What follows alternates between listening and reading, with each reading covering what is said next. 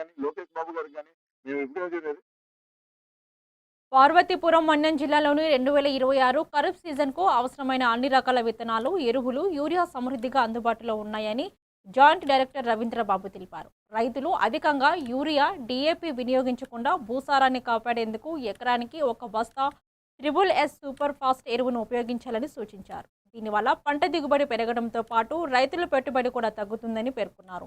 జిల్లాలో ఖరీఫ్లోని వరి, మొక్కజొన్న, గోంగూర, చెరుకు మరియు చిరుధాన్యాల సాగు విస్తృతంగా జరుగుతుందని తెలిపారు. ఫీల్డ్ లెవెల్ ఆఫీసర్స్ కూడా నమస్కారం. మనం ఏదైతే ఇప్పుడు యూరియా, డిఏపి అనేది యాప్ ద్వారా ఇస్తున్నామో, ఆ డిఏపికి ప్రత్యామ్నాయంగా ట్రిపుల్ సూపర్ ఫాస్ఫేట్ అనేది ఉంది. అందులో 48% ఫాస్ఫరం ఉంటుంది కాబట్టి ఒక బస్తా వేసుకుంటే అది డిఏపికి ఈక్వల్గా ఉంటుంది.